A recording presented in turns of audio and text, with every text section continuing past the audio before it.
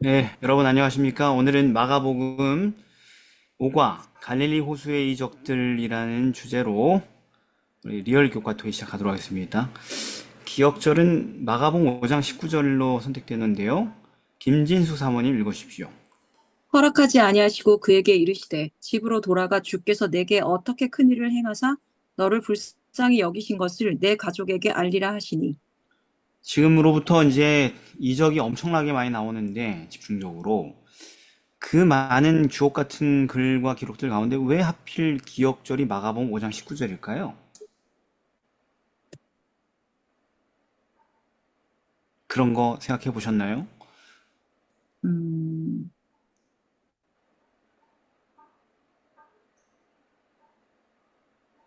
아니, 저기 뜸 아마도. 보면은 뜸 들을 거면 제가 얘기하겠습니다. 왜냐하면 네. 시간 아껴야 되기 때문에. 네네.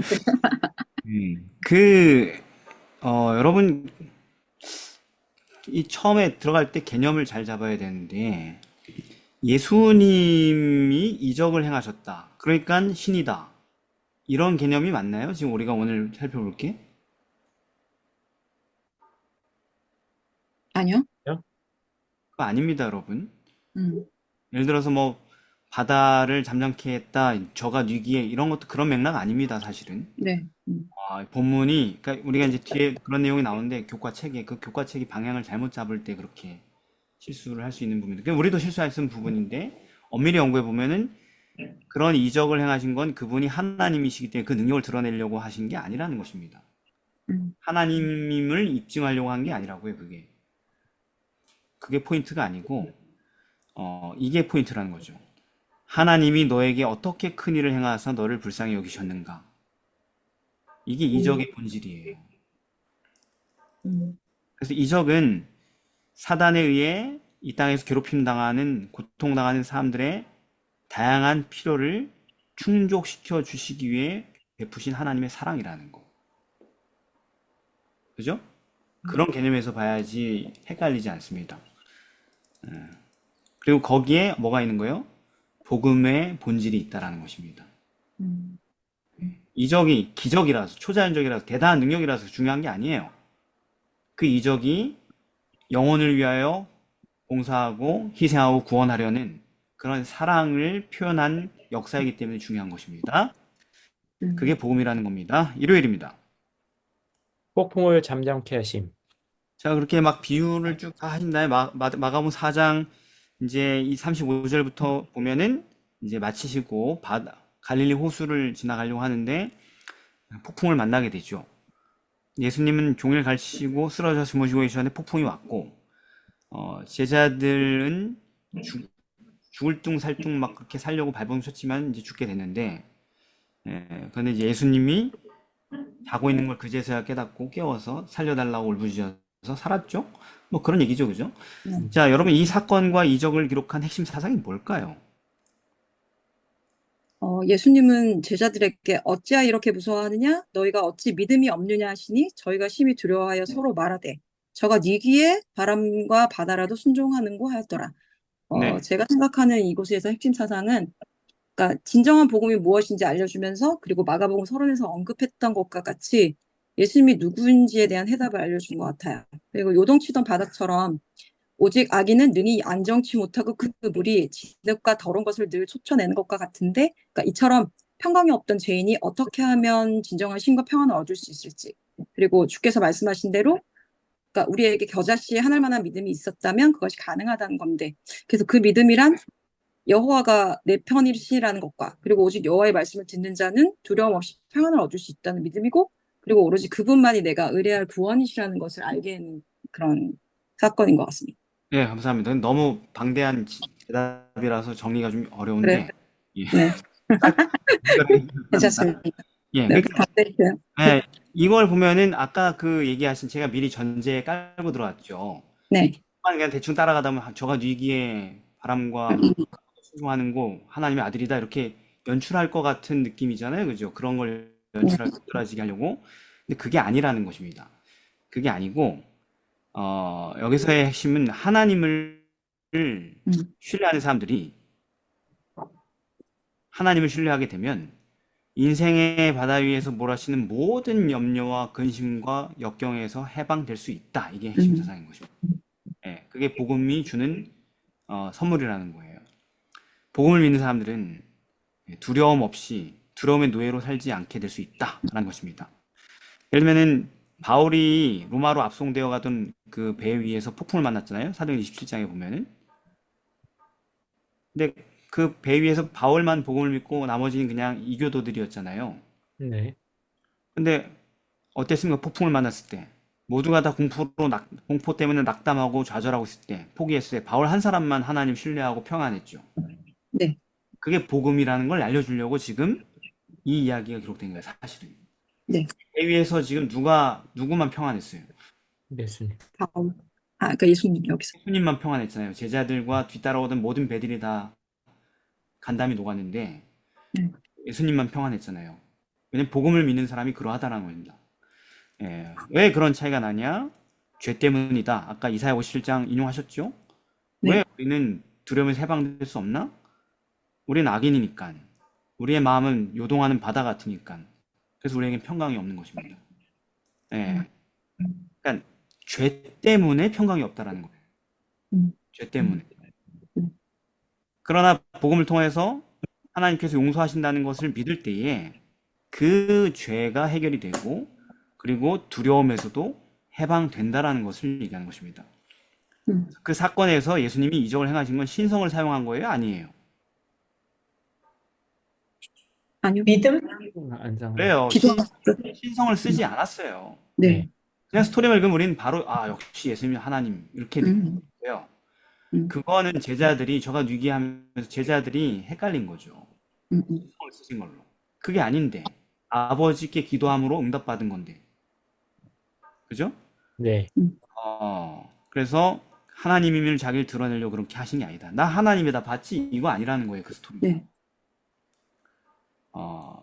우리가 똑같은 연약한 인간인데 하나님을 신뢰하는 자에게는 이러한 구원이 가능하다라는 것을 보여준 사건이라는 것이죠. 그래서 그날 예도 예수님은 평안히 주무셨고 그리고 제자들에게 어떻게 이렇게 두려워하냐고 믿음이 적은 자들아 이렇게 말씀하셨던 것이죠. 하나님이 자기 편이면 두려움이 없다고 시편 118편에서 얘기했죠. 6절에. 예. 그래서 수많은 잠언 1장 33절, 이사야 12장 2절 하나님을 의뢰하는 자는 다 뭐가 없어요? 변화가 뭐예요? 그의 인생에? 두려움이 두려움. 없어요. 그게 죄인이 복음을 믿을 때 일어나는 결정적인 내면의 변화라는 거예요. 네. 두려움이 없어진다라는 거.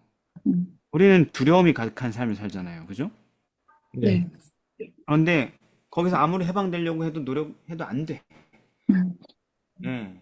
집을 아무리 근사하게 짓고 단단하게 방비를 하고 또 재정적인 어떤 위기가 올 때 그걸 막기 위한 여러 가지 장치를 하고 돈을 축적해 놓고 해봤자 두려움은 사라지지 않아요. 그죠? 예. 어디에서 어떻게 예상치 못한 공격이 들어와서 내 인생 무너질지 모르겠어. 언제 거지가 될지 모르겠어. 어떻게 잘 나가다가. 그런 불안한 삶을 살고 있는데 우리가 그게 아니라는 것입니다. 그건 죄 문제라는 거예요. 그래서 예수님은 평강을 주실 것인데 죄가 해결돼야지 그 평강을 주시다라는 것입니다. 그래서 요한 1서 4장 18절 사랑 안에는 두려움이 없다. 온전한 사랑이 두려움을 내쫓는다. 두려워한 자는 사랑 안에서 온전히 이루지 못하였다. 뭐예요? 죄가 해결되지 않았기 때문에 두려워한다. 죄가 해결된 사람은 사랑할 수 있게 된 사람이고 두려움이 없다라는 것입니다. 그래서 그 복음이 우리를 이렇게 두려움이 없는 인생으로 해방시켜주는 원리는 죄 문제를 해결해 주기 때문에 그렇다는 것이죠.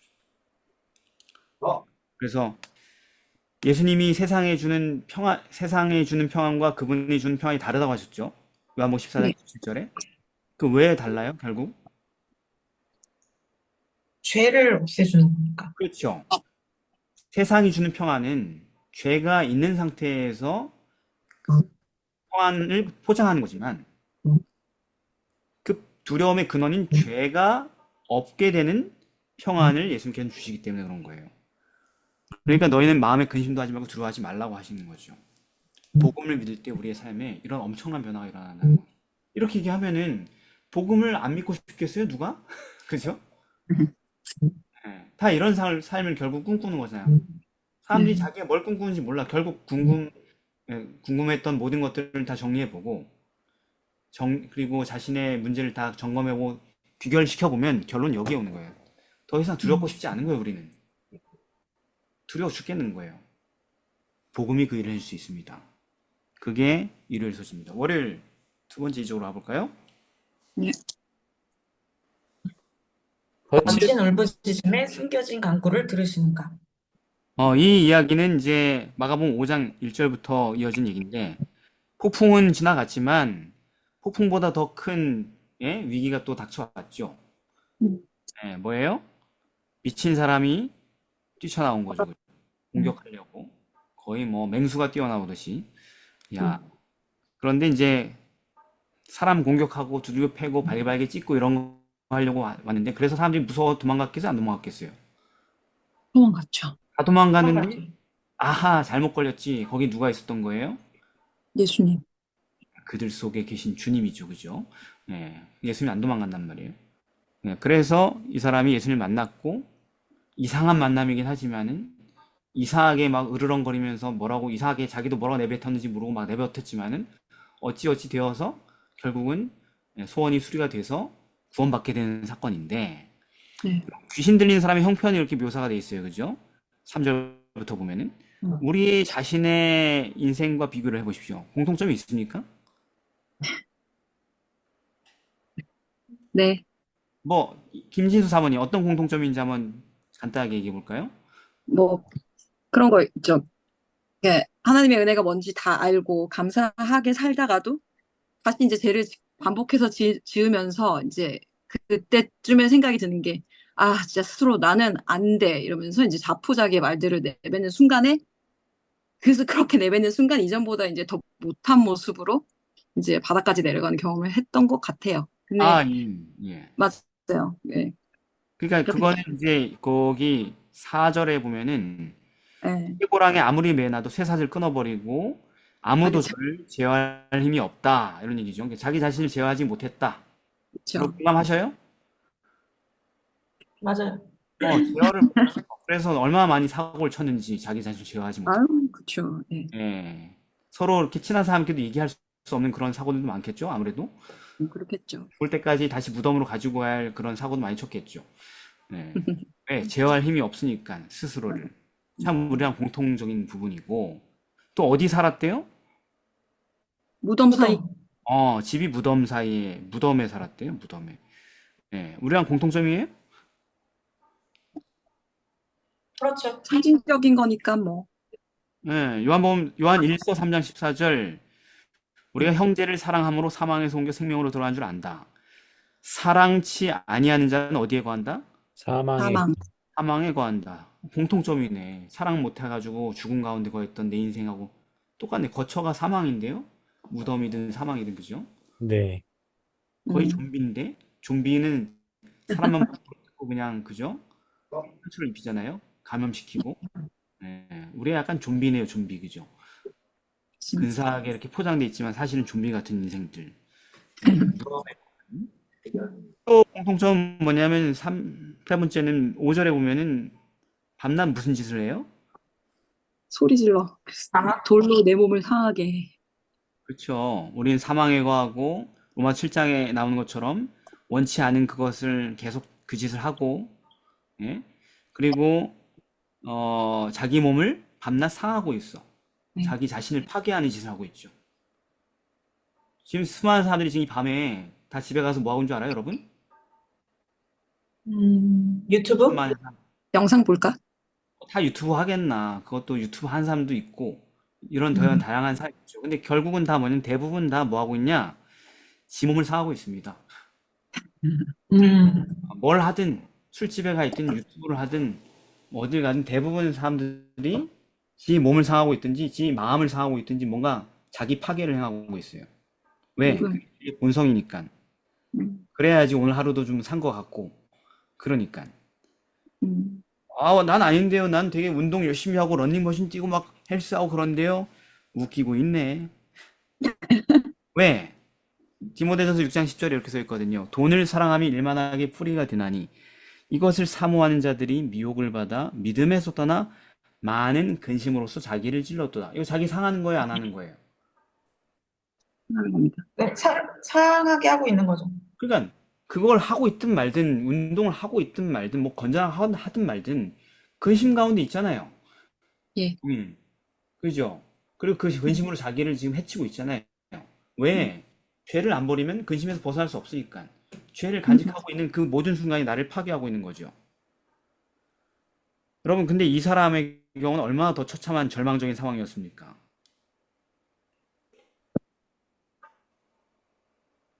돌로 내 몸을 상하게 하고 있더라. 아주 그냥 야, 직관적으로 자기를 괴롭히고 있는 거죠. 에이, 뭐 그 정도야. 뭐 몸 상하는 거야. 무슨 우리가 우리 마음 더럽히고 상하게 하는 것보다 약한 거죠.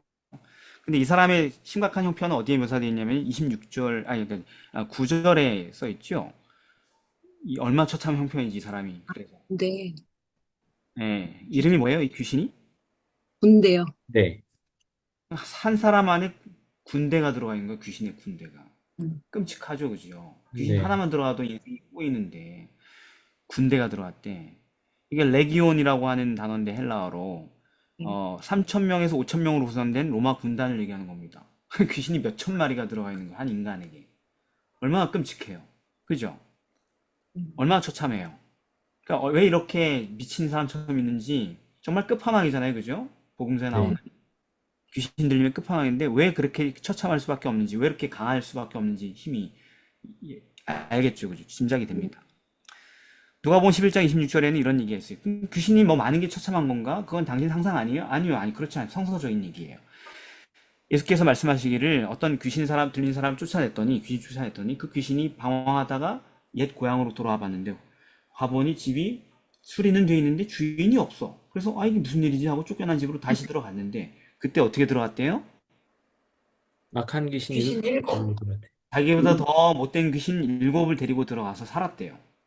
그러니까 거기 가구의 세대 수가 늘어났죠. 네. 생존 수가 늘어났잖아요. 그랬더니 형편이 어떻게 됐대요?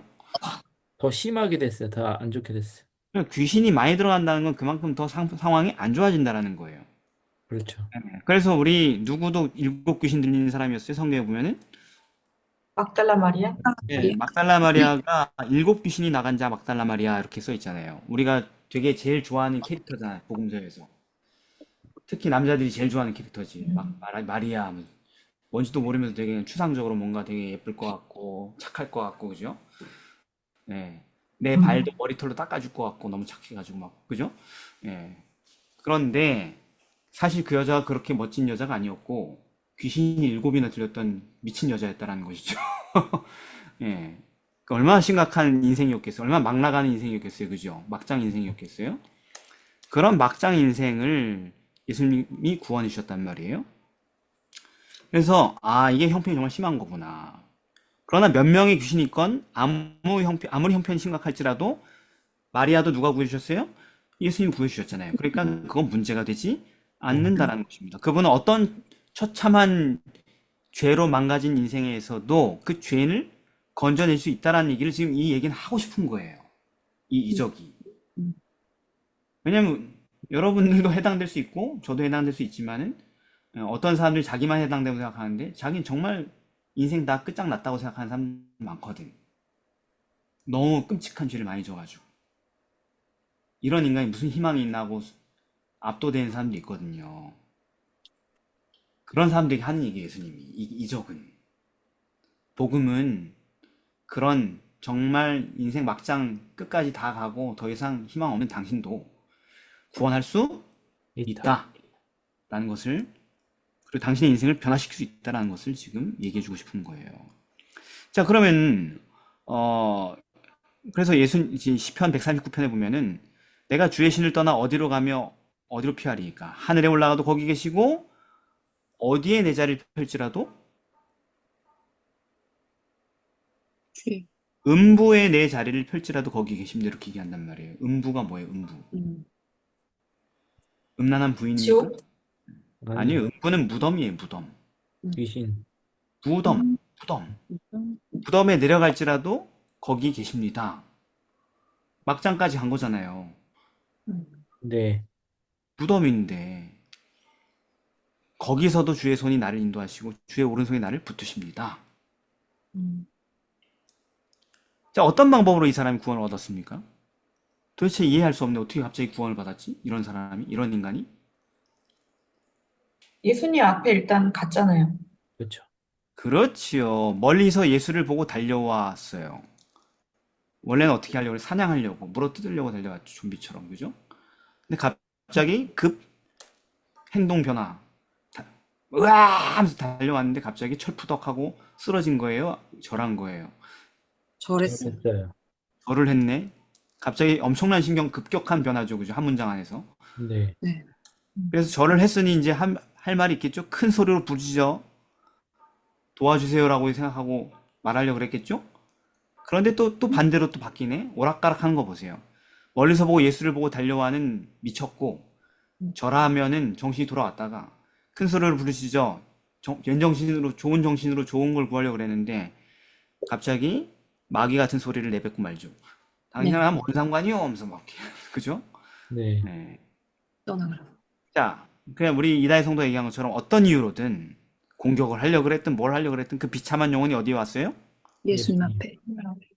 계속 지난번부터 얘기했죠. 복음은 일단 죄인 만나. 앞에 나와야 된다고. 나왔어요.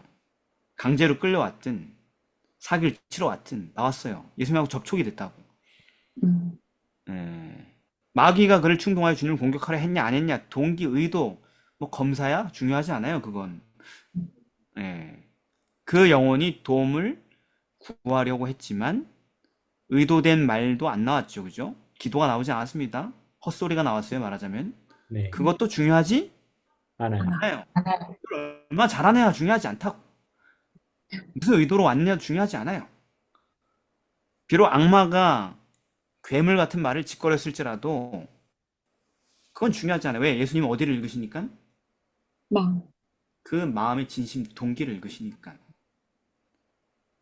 그래서 어쨌든 예수님이 딱 찾아다니던 그런 밥이 사정거리 안에, 은혜의 사정거리 안에 들어왔잖아요. 네. 네. 정말 예수님이 먹음직스러워하는 요리잖아요. 이런 사람들이. 그죠? 네. 사냥감이 사슴이 가끔 영상 같은 게 보면은 사자 앞으로 뭔지도 모르고 뛰어 올라와가지고 잡아먹히는 것도 있더라고요. 희한하죠, 그죠? 네, 사슴이 막 사자한테 달려들어가지고 잡아먹히는 장면도 있더라고. 도망가지 않고. 그런 것처럼 감히 예수님에게 죄인이 달려들다니 얼마나 좋은 모습입니까, 이게, 그죠? 네.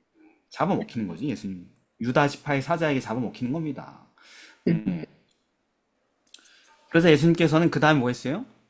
구원의 능력 있는 말씀을 그에게 선포하셨어요. 이미 저에게 이르시되 더러운 귀신아 그 사람에게 나오라. 그 말씀의 능력이 있는 거예요.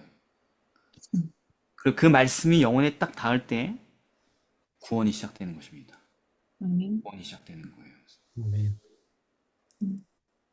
어떻게 왔든 아버지께서 내게 주시는 자는 다 내게로 올 것이고 그리고 내게 오는 자는 내가 결코 내어쫓지 않을 것이다. 요한복음 6장 37절. 자, 그렇다면 말씀이 그냥 선포돼서 귀에 딱 닿기만 하면 구원인가요? 그럼 뭐 다 구원 받았네, 우리 다. 그죠? 성경 틀어놓고 살고, 그죠? 그렇게 구원 받았나요, 그냥? 아니요. 아니요. 어떻게 구원 받았어요? 우리도 다 말씀 듣고 살잖아. 좋은 설교도 듣고 성경도 읽고. 근데 우리 문제가 안 해결될 수도 있잖아요. 그런 걸 하면서도. 죄가 그대로 유지가 될 수 있잖아요. 그죠? 이렇게 생각하는데 많죠, 여러분. 저도 이런 생각 많이 했었는데, 아, 이거는 그냥 두자. 이것까지는 그냥 두자. 아, 이건 진짜 안 된다. 그런 생각 안 하셨어요? 여태까지 살면서? 많이 했죠. 그러니까, 우리는 그게 안 될 수도 있는, 이 사람은 어떻게 됐냐고요. 다 이야기하고서는 예수님께 도움을 청했습니다. 자, 맞아요. 뭐냐면은, 말씀을 듣기만 해서 구원받지 않아요. 우리 지난번에 비유했잖아요. 그죠? 네 가지 밭이 있잖아요. 네. 좋은 밭이어야지 뭔가 일어나는 거죠.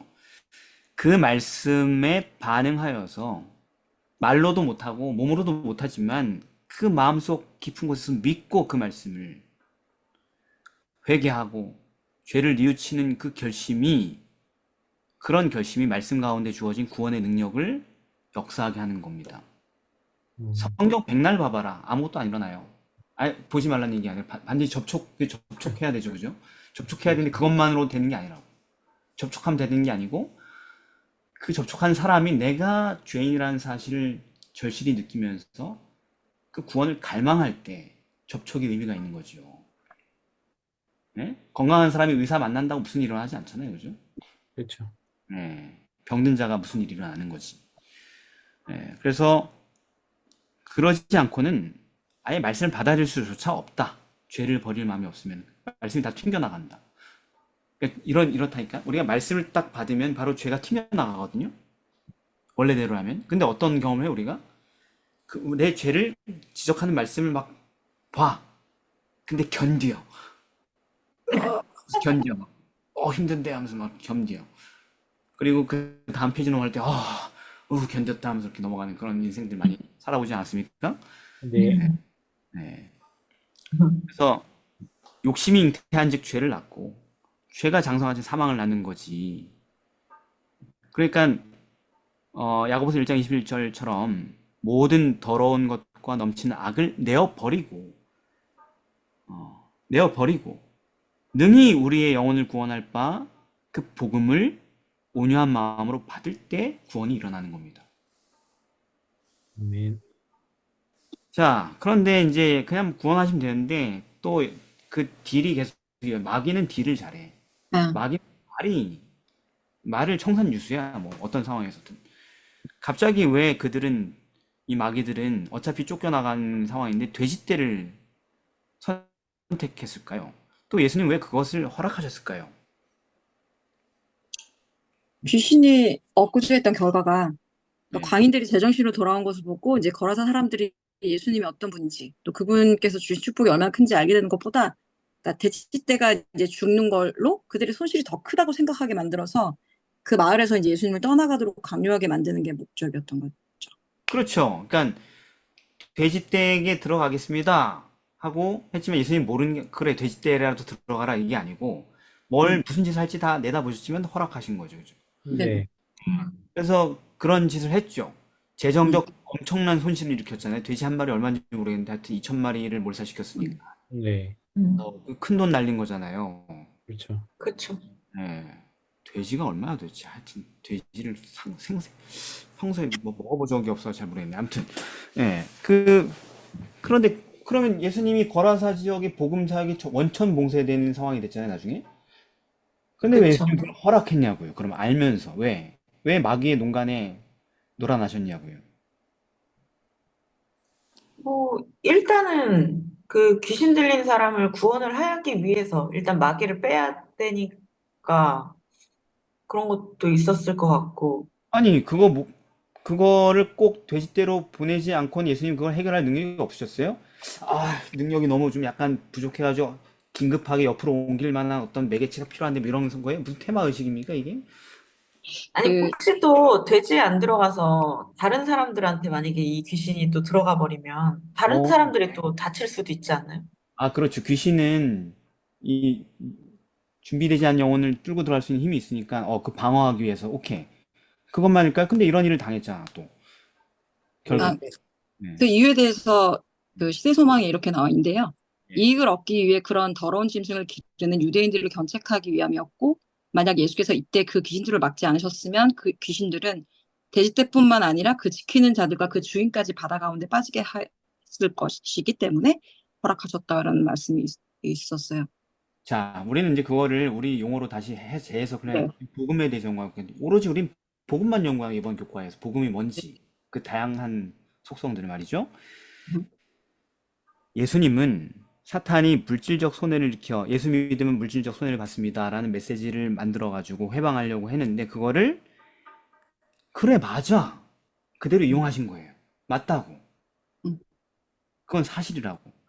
음. 사람들에게 진짜 복음이 우리에게 어떤 선택을 요구하는지를 그대로 보여주려고 한 거예요. 마귀가 하는 짓을 그대로 이용하셔서. 음. 그것은 주님을 위해서 또는 다른 사람의 영혼을 구원하기 위해서 자기의 세상 소유를 기꺼이 포기할 수 있어야 한다고 가르치는 게 복음이란 말이에요. 음, 복음은 아무 믿음이나 다 받아들여주고 구원하는 게 아니에요.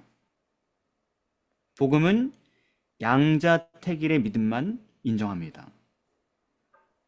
이것도 저것도 잡을 수 있는 그런 믿음은 허용하지 않아요. 구원이 안 돼요, 그게. 음, 절대로 중도의 길이 없어요, 복음에는.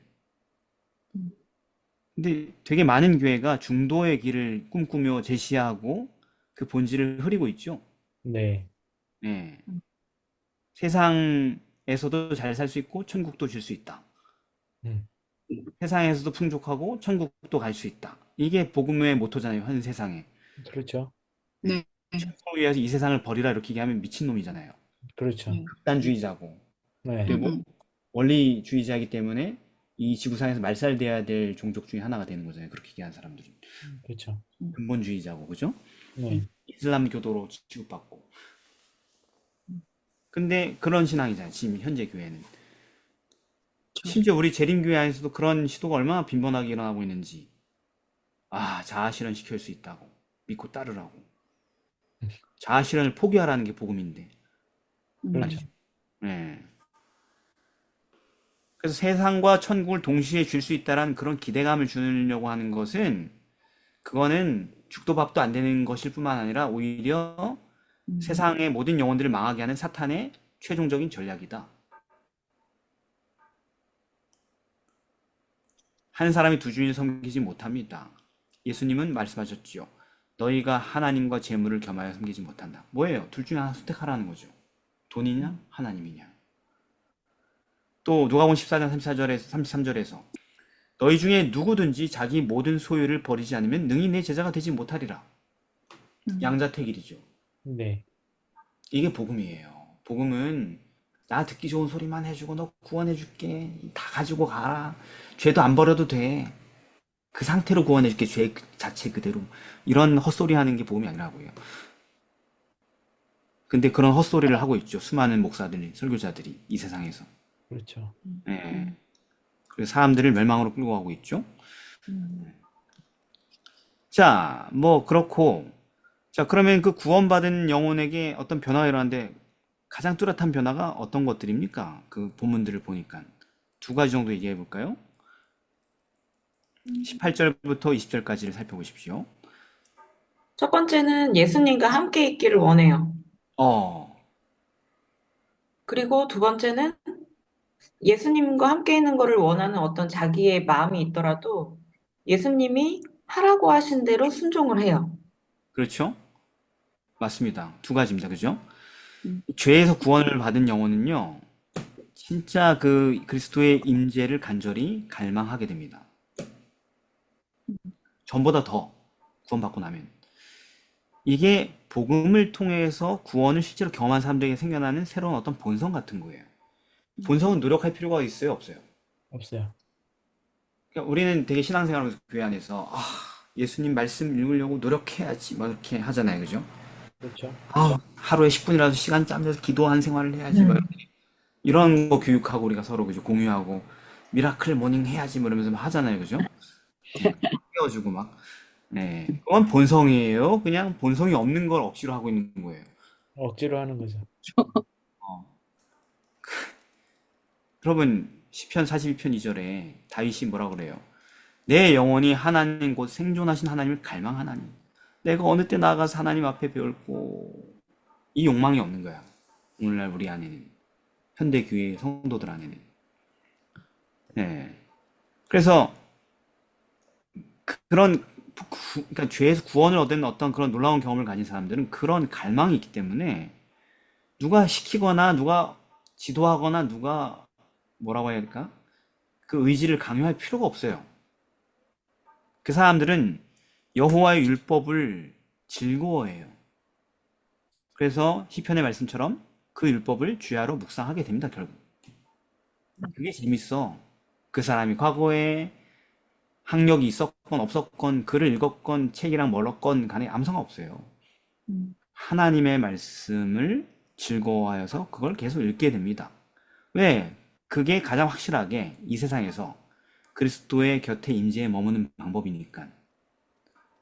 네. 그래서 그게 그 임재에 대한 갈망을 채울 수 있는 가장 쉬운 방법이니까 말씀 가운데 머무는 게. 음, 그래서 결국은요, 복음은 사람을 말씀에 중독을 시킵니다. 그 마약은 마약에 중독시키고 세상의 온갖 쾌락들은 그 쾌락에 중독시키잖아요, 그죠? 네. 그런데 이 신앙도 중독이에요, 결국. 임재에 대한 중독인 거예요, 말하자면. 하나님의 임재에 관한 중독인데 결국 그건 말씀 중독으로 이어질 수밖에 없는 거예요. 근데 교회를 다니고 그리스도인으로 사는데 말씀하고 되게 거리가 멀어. 잘 몰라, 성경을. 내가 30년, 40년 지나도 성경을 아직도 잘 몰라. 이게 뭘 의미하는 줄 아시겠어요? 복음의 관점에서. 아직 어, 복음의 혜택을 누리지 못하고 있는 거예요. 그 새로운 본성이 태어난 적이 없는 거예요. 예. 아니, 뭐 있었다가 없어질 수도 있지만, 물론. 예. 그러게 또 쉽지가 않거든요.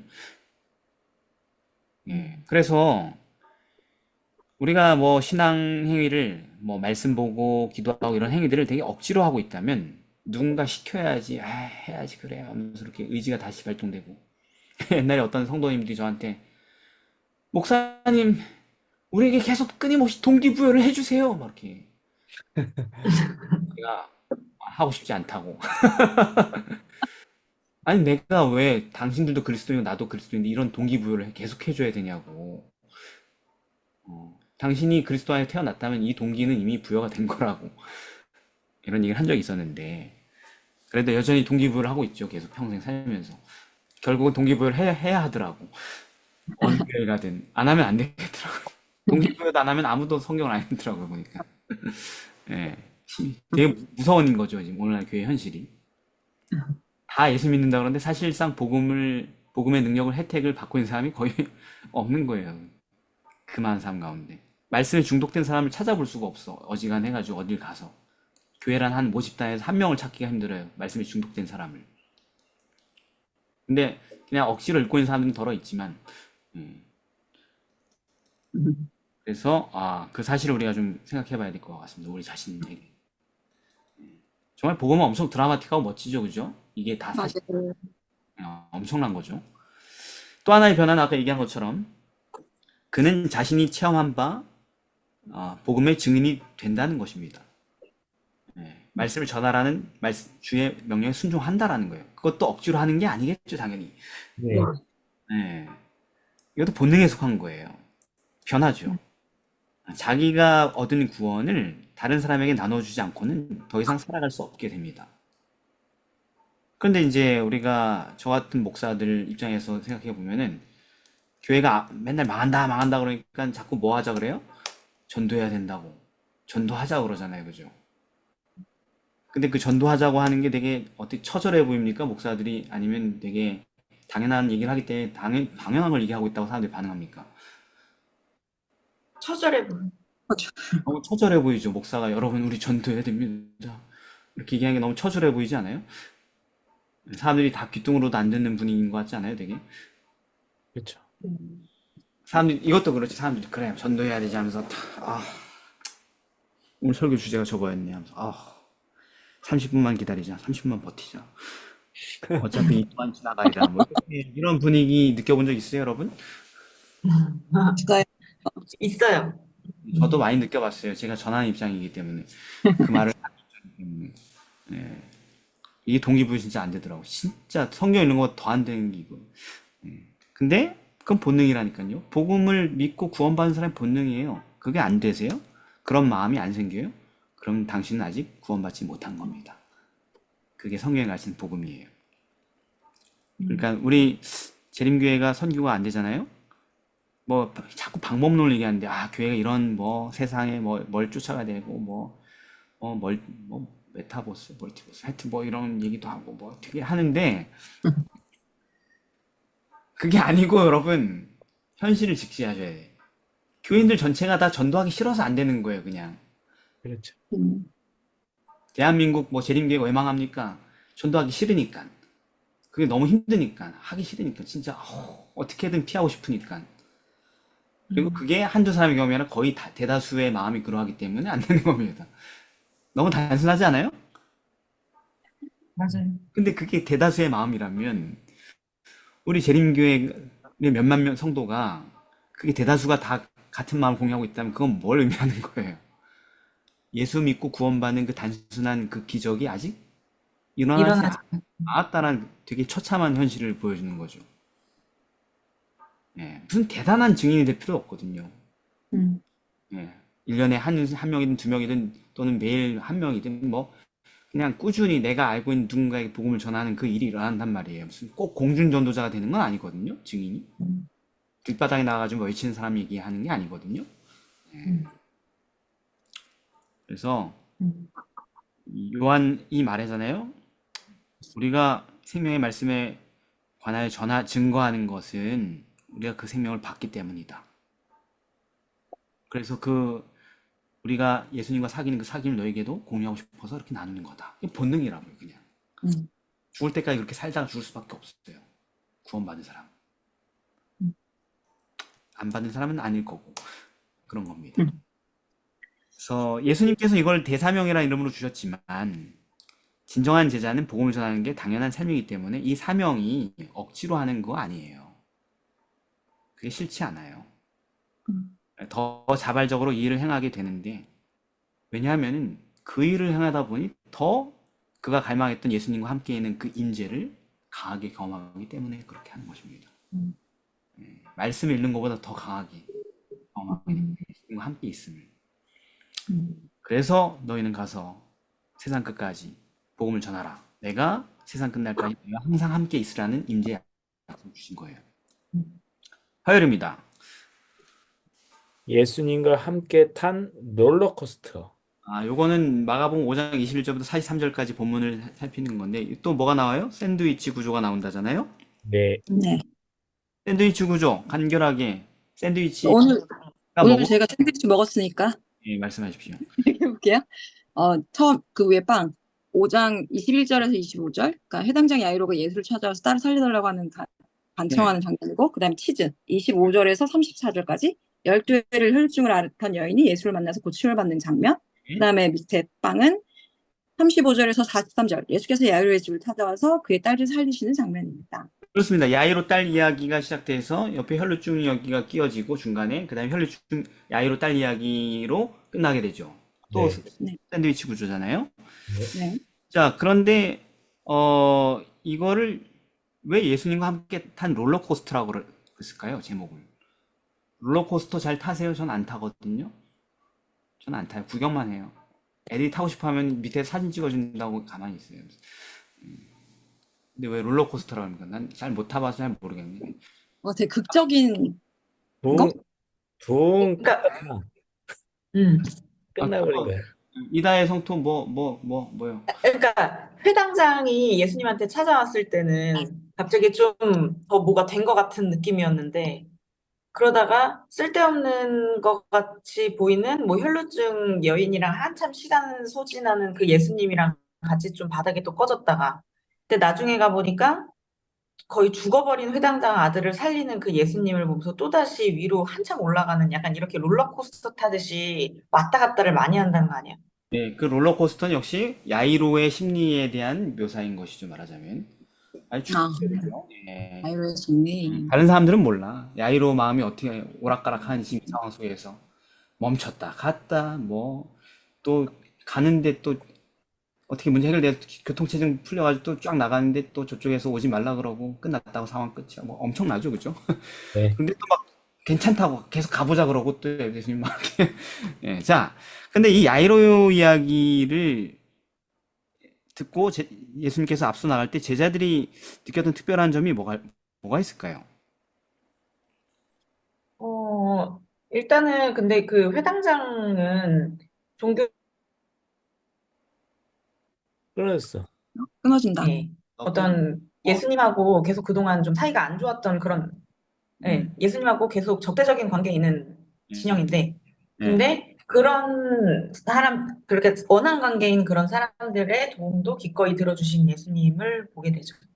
예, 그러니까 이게 지금 예수님 당시의 상황이 우리 시대랑 똑같은 거예요. 진영 논리가 엄청나게 강했던 음, 거죠. 근데 예수님의 반대편 진영에 형성되어 있는 핵심 그룹이 회당의 지도자였던 거예요. 예, 그러니까 회당장도 그 진영의 논리에 휩쓸릴 수밖에 없어요. 본인 어떤 사람이든 간에. 그렇죠. 예. 음, 그러니까 어쩔 수 없이 적대적인 진영의 인물이었는데, 그래서 우리도 그래요. 우리가 진영 논리가 있어요. 알죠? 있죠? 특히 우리나라 사람들 보수, 진보 이 진영 장난 아니죠, 그죠? 그렇죠. 그 다음에 한일전 이런 거. 네. 예, 음, 이게 심한 게 많은데, 거기에서는 인간의 동정심마저도 막히고, 그죠? 네. 맞아. 근데 이 진영 관계 때문에 어쩔 수 없어, 뭐 이런 거. 그리고 또 저도 약간 좀 그런 실수가 아니고 그런 말을 한 적이 있는데, 신천지 분들이 저를 찾아와가지고, 교회까지 찾아와가지고 계속 주기적으로 공부하자, 만나자, 이렇게 얘기를 저한테 했는데, 제가 그건 허락할 수가 없습니다, 이렇게 얘기했어요. 예. 음, 그러니까 뭐 가끔 와서 이렇게 마주쳐서 얘기할 수 있지만 그 약속은 못 드린다고. 주기적인 공부 약속 못 드린다고. 왜냐면 그분이 저한테 배우려고 오겠어요. 전도하려고. 그렇죠. 그러니까 의도 자체가 이미 이 모략교리, 음. 거짓말과 사기로 점철되어 있는 그런 교리가 있기 때문에 교리 자체가 음, 하자는 그 그림이 시나리오를 짜서 온단 말이에요. 교회를 하나 잡아먹을 때는. 그 시나리오대로 다 맞춰주면 안 되는 게 있어요. 그래서 제가 그 시나리오를 다 깼지. 내 순간.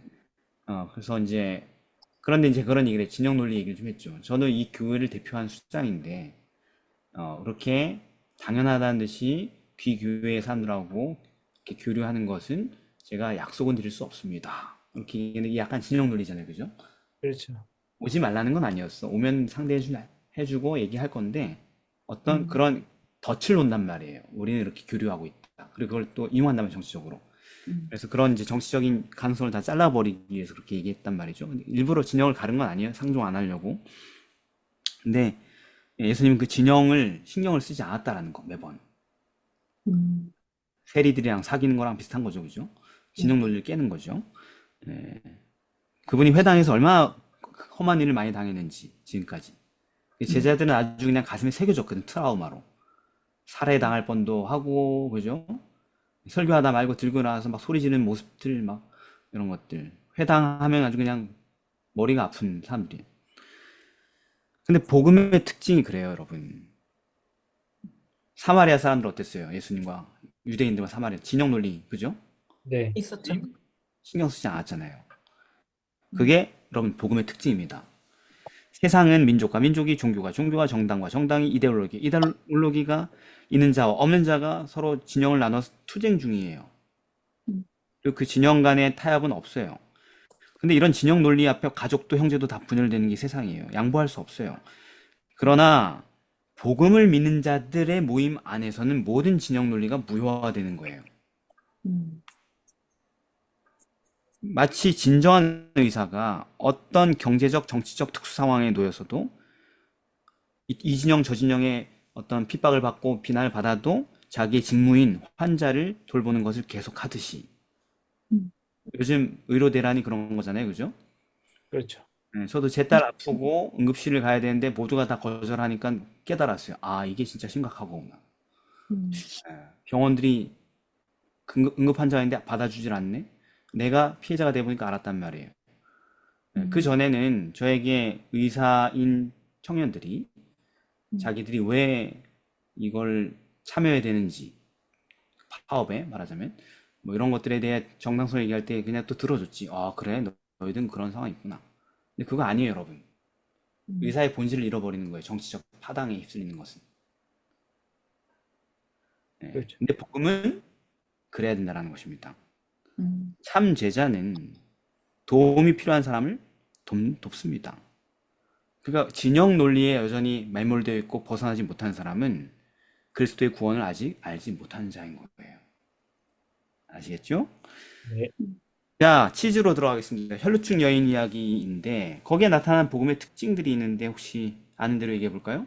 복음의 특성들, 복음의 어떤 의미? 네. 어, 거기 짧고 모든 간단. 재산을 전부 다 의사한테 갖다 바쳐서 네. 자기 인생이 더 이상 희망이 없는 모든 세월을 다 갖다 버렸어도 네. 그때도 예수님에게 나아오기만 하면은 된다. 그렇죠. 이 혈루증은 뭐예요? 피가 계속 흘러가 죽는 병이잖아요. 그죠? 네. 멈추지 못하는 거잖아요. 그러니까 생명이 계속 소실되어서 마침내 죽음에 이르는 병인데 음, 죄의 질병도 그와 같이 계속 생명력을 잃어버려서 사망에 이르는 병이잖아요. 그죠? 그러니까 복음은 이런 모든 인간이 겪는 문제의 근본적이고 확실한 해결책이라는 것입니다. 음, 이 혈루증 이야기는. 예. 복음은 다 해결할 수 있다는 거, 인간이 겪는 모든 문제를.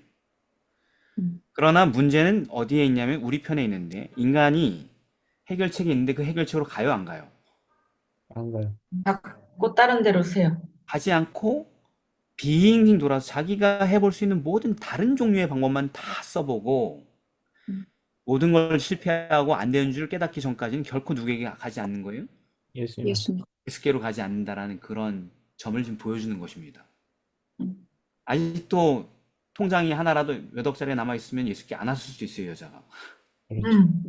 예, 아, 이번에는 뭐 중입자 치료를 해볼까? 뭐 이러면서 막 할 수 있는 거죠, 말하자면. 예, 예. 그게 인간이라는 거예요, 복음 앞에서. 우리의 모습. 복음은 준비되어 있는데, 만인 앞에.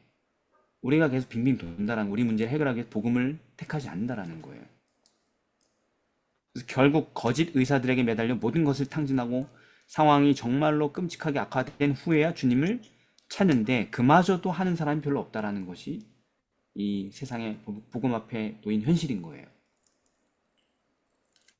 예. 그래서 내 백성이 두 가지 악을 행하였잖아요. 생수의 근원된 나를 버린 것, 그리고 스스로를 웅덩이 판 것, 물도 저축하지 못하는 그 얘기입니다. 예레미야 2장 13절이죠. 또 8장 22절에서는 길르앗엔 유양도 있고 의사도 있는데 왜 내 딸 백성은 치료를 받지 못할까? 이게 복음의 현실이에요.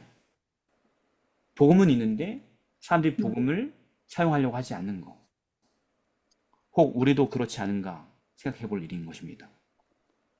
교회에 수십 년 다니고 맨날 예배 드리고 해도 그런 방법만 취할 뿐 복음을 직접 나가지 않는 성도들이 수없이 많을 것입니다. 하나님의 말씀에 따르면. 그러나 우리 이다희 성도에게 좀 늦게라도 뉘우쳐 예수님께 나아가 믿음을 행사하기만 한다면 아주 작은 접촉만으로도 문제가 해결될 수 있다는 것입니다. 예. 왜냐하면 예수님은 그런 모든 미세한 접촉을 깨어서 분별하시기 때문이죠. 이 이야기가 그걸 가르쳐주는 거죠. 음, 수많은 사람들이 몸을 스쳤는데 예수님의 몸을 스쳤는데 예수님이 딱 그 순간을 감지하잖아요. 그죠? 믿음의 접촉. 예. 그래서 우리가 어떤 갈망을 갖고 있는데 그게 짧은 기도라 할지라도 그게 진심이기만 한다면 예수님의 능력은 그걸 놓치지 않습니다. 그게 복음의 능력이에요. 우리가 믿음으로 간구한다면 반드시 응답을 얻게 될 것입니다. 예. 그리고 또 한 가지 복음의 원리가 뭐예요? 이 여자 그냥 가려고 그랬는데 예수님이 어떻게 합니까? 어떻게 고침을 받았는지 교정해주는 시간을 주셨어요. 그렇죠. 그러니까 무슨 얘기냐면 증거하게 했죠. 올바로 교정하사. 그죠? 예. 자신에게 일어난 사건을 사람들에게 간증하게 하셨죠. 그죠? 그래서 단순히 어떤 방법이 아니라 예수님에 대한 절대적인 믿음을 통하여서 구원이 이루어졌다는 사실을 사람들에게 고백하게 하셨죠. 그죠? 음, 예. 그래서 우리도 마찬가지죠. 우리가 만일 죄 가운데 예수님의 은혜를 통하여 새 삶을 얻게 되었다면 그건 반드시 다른 사람에게 어떻게 돼야 돼요? 나눠요. 나눠줘야 되는 것입니다. 그 복음의 유익을 홀로 은밀하게 즐길 수 없습니다.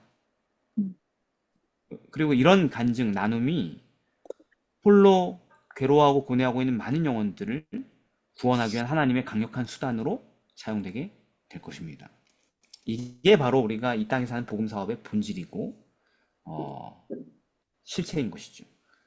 근데 이제 우리는 왜 그럴까요? 우리 재림교회 성도들은 왜 안 나눌까요? 자신의 구원과 간증을, 자신이 깨달은 바를. 별로 구원받은 경험을 못했거나 네. 그랬던 거 아닐까요? 엄청나게 많은 경험을 갖고 있는데 숨기고 살거나 부끄러워서. 그지? 부끄러워서 숨기는 거는 진짜로 복음을 경험한 게 아닌 것 같아요. 오케이. 이상한 걸 숨길 경험한 것 수가 없는 거 아닌가? 네. 이 여자는 숨기려고 그랬잖아, 잠깐. 부끄러우니까 사람들 많으니까, 그죠? 네. 그렇지만 예수님의 말씀을 듣고 바로 고백을 해버렸죠, 그죠?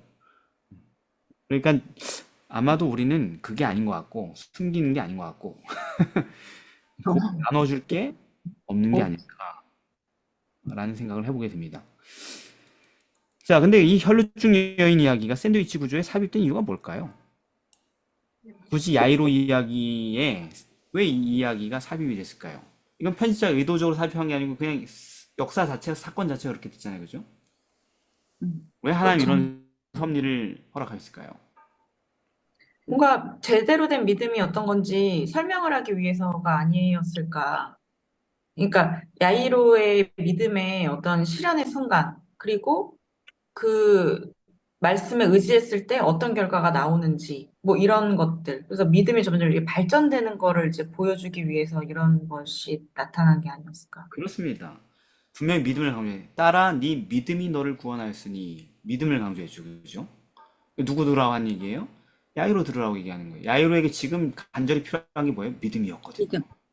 딸아이가 죽어갈 때 저도 야이로랑 똑같은 아빠거든요. 야이로 딸도 몇 살? 12살. 12살. 제 딸도 12살. 근데 제 딸도 지금 최근에 불치병을 얻었단 말이에요. 목숨이 위험할 수 있는. 그래서 매일 밤마다 투쟁하고 있단 말이에요. 그 어떤 긴급 사태에 대비하기 위해서. 진짜 공감이 돼, 이 남자의 마음이. 이 남자의 마음이 공감이 돼요. 얼마나 속이 타고, 얼마나 마음, 온갖 생각이 들고 흔들릴지 공감이 된단 말이에요. 그런데 중요한 게 뭐라는 거예요? 믿음을 갖는 게 중요하다고 얘기하잖아요, 예수님. 그죠? 네. 그래서 그걸 강조하셨고, 그래서 이 과정을 통하여서 딸로 인해서 비슷한 초조한 상황에 처해는 두려워하는 아버지의 그 마음에 믿음을 심어주려고 이 사건을 허락하셨다라는 것입니다. 삽입을 허락하신 거죠. 그래서 언뜻 그의 마음을 애타게 하는 불필요한 과정처럼 보였지만 롤러코스터 타듯이 그게 아니었다는 거예요. 저도 지금 롤러코스터 몇 번 탔거든요. 지금까지 벌써 며칠 동안. 네, 잠도 못 자고 롤러코스터 많이 탔단 말이에요, 그죠? 네, 그런데도 불구하고 이 과정들이 전부 다 저에게 필요한 과정이라고 생각하는 거죠. 이런 걸 보면은. 네, 하나님께서 의도하신. 네, 그래서 사실은 그의 마음에 진정한 굳건한 믿음을 세워주시기 위한 하나님의 장치였다라는 것이죠. 저도 제 삶에 있는 지금 현재의 경험이 그런 거라고 생각해요. 그래서 마침 그 아버지의 믿음이 결정적으로 시험을 받는 상황이 닥쳐왔죠. 그 순간. 네. 그 사건 해결되자마자 뭐예요? 죽었어요. 딸이 죽었습니다. 더 이상 애쓰지 마십시오. 아, 그러면 이제 그때는 탁 놔버릴 거 아니에요. 더 이상. 그렇죠. 네. 그런데 예수님은 두려워하지 마라. 믿기만 하라. 라고 다시 한번 오늘 본 거를 강화시키죠. 그죠? 본 게 있으니까 이 말이 어때요? 맞아요. 강력하게 마음에 작용했겠죠. 네. 궁지에 몰린 아버지의 마음에. 그래서 혈루증 여인을 통하여서 놀라운 구원에 대한 새로운 깨달음을 얻은 회당장이 예수님의 이 격려로 무너지려고 하던 그 믿음이 더욱 한층 강화되었습니다. 그게 샌드위치 구조의 이유였던 것이죠. 그는 예수님의 앞에 능치 못할 일이 없다는 사실을 다시 한번 굳게 신뢰합니다. 믿는 자에게는 능치 못한 일이 없는 일이라 하신 것처럼 말이죠. 그리고 그 믿음은 보상을 받죠, 그죠? 네. 자, 이제 장례식장이 갑자기 참 웃기는 인간들이죠. 이 사람들, 조문 온 사람들. 아버지가 장례를 열지도 않는데 벌써 장례식을 한창 열고 있어. 그 짧은 시간 막 고걸하고 막 난리가 네. 났어요. 죽기를 바란 거야, 죽기를 바란 거야. 애가 죽어야 돼. 예수님께 도움을 구하러 간 이상 우리 진영에 있는 사람이 아이가 죽어야지 우리의 정치적인 논리가 정당성을 얻기 때문에 차라리 빨리 죽었어야 되는 거지, 이 사람들 볼 때. 아이가 죽었을 때 고근했지만 속으로는 쾌재를 부르고 있는 나쁜 놈들인 거죠. 그렇죠. 고문 온다고 다 내 편이 아니에요. 네. 우리 생각엔 조문 오는 사람이 내 편인 것 같은데, 인생에. 이걸 보면은 꼭 그런 게 아닌 거죠, 그죠? 네. 네. 그런데 그 죽은 소녀에게 다 하지 못하고 너무 방대해가지고 여러분, 오늘 다 못 다룹니다. 예수님이 그 아이를 살리면서 어떻게 합니까? 달리다. 달리다굼이라는 표현을 쓰셨는데 그 표현을 쓰신 이유가 뭘까요? 이거 한 질문으로 모든 걸 다 커버할 수 있기 때문에 제가 이 질문을 했습니다. 그러니까 마가는 이 말을 이제 소녀야 일어나라 이렇게 번역을 했지만 사실은 어머니가 아침에 이제 아이를 깨울 때 사용하던 일상 용어였다고 하고요.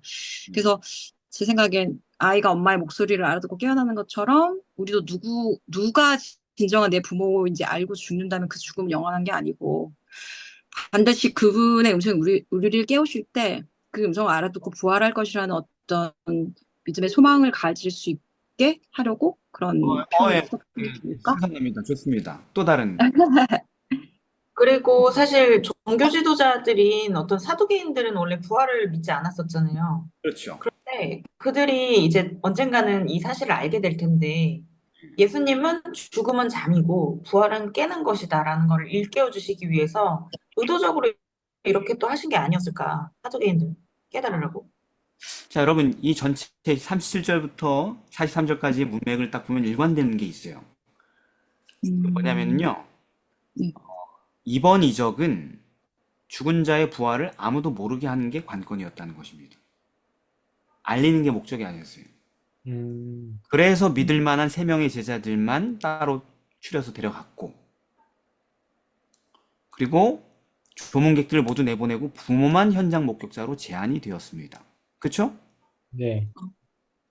또한 미리 조문객들을 내쫓기 전에 예수님은 그 아이가 지금 죽은 게 아니고 잠이 든 것이다 라고 조문객들에게 말씀하셨습니다. 그 사람들은 죽은 줄 아니까 비웃었지요. 그러나 예수님 거짓말한 건 아니었어요. 왜요? 왜냐하면 성서적으로 하나님 보시기에 죽음은 항상 뭐였어요? 잠. 잠에 해당되었기 때문입니다. 구약 성경부터 시작해서. 자, 그리고 마지막으로 아이를 살린 다음에 이 목격한 모든 내용을 절대 비밀에 붙여야 된다고 말씀하셨습니다. 맞죠, 여러분? 네. 그러니까 네. 이 관건은 달리다굼의 문제를 해결하는 관건은 뭐냐면은 이게 극도로 비밀로 부활을 진행해야 됐다라는 것입니다. 알려지지 않게. 자, 왜 그런 이유였냐면 그 이유는 그 소식이 부활의 소식이 알려지게 되면 큰 정치적 혼란이 일어나고 그 부활의 교리에 대하여서 반대하는 최고 지도자들인 제사장들의 그룹의 증오를 일으켜서 예수님의 죽음을 하나님께서 정하신 시간표보다 앞당기게 되고 복음 사업이 심한 훼손을 당하게 될 것임을 아셨기 때문입니다, 여러분. 왜냐하면 그 지역, 그 나라의 최고 권력자 그룹인 제사장들이 충분히 그럴 사람들이었기 때문에 그래요. 마가복음 12장 18절에 보면 부활이 없다 하는 사두개인들이라고 그들을 표현합니다. 근데 그 교리에 목숨을 걸었는데 어느 정도였냐면은 요한복음 12장 10절 11절에 보면은 누구를 죽이려고 모의해요, 나중에? 나사로. 예수님이 아니라 나사로까지 죽이려고 모의를 할 정도였어요. 왜? 부활이라는 증명을 없애기 위해서. 자신들이 핵심 교리인 그 교리가 위협받으면 자신들의 자리까지 위협받는다 생각해서 부활은 존재하면 안 되는 거였어요. 부활한 사람까지도 죽이려고 한 사람들이 이 사람들이었던 것이죠. 실제로 예수님이 이 사람들에 의해 팔려 죽지 바리새인들에서 팔려 죽지 않습니다. 아시죠? 네. 자, 이런 전체적인 맥락에서 우리는 달리다굼의 표현의 의도를 이해할 수 있는 것입니다.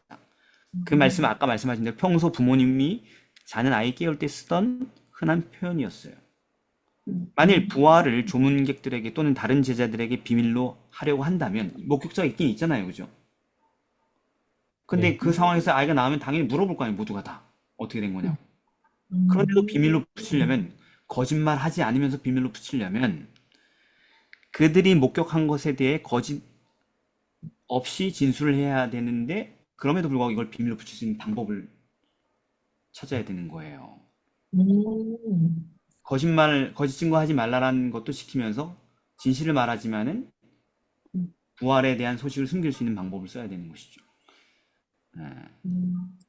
그래서 그냥 얘기하면 거짓말을 둘러대야 돼. 비밀로 붙이면 아니야, 그냥 이렇게 된 거야, 이렇게 거짓말해야 되잖아요. 근데 그게 아니고 거짓말하지 않도록 예수님은 정말로 아이를 잠에서 깨우시듯 말씀하심으로 아이가 일어났기 때문에 바다에 일어난 것을 알았기 때문에 그 사람들이 본대로 말을 할지라도 거짓말이 아니고 사람들이 아이가 잠든 것을 죽은 것을 오인했다고 여기고 넘어갈 수 있게 하셨던 것입니다. 음, 그게 달리다굼이라는 말의 표현의 의미인 거예요. 음, 의도인 거예요. 음, 그리고 이 놀라운 이야기의 진실은 영원히 비밀이 아니고 나중에 적절한 때가 되면 이제 널리 공개될 수 있을 것이었죠.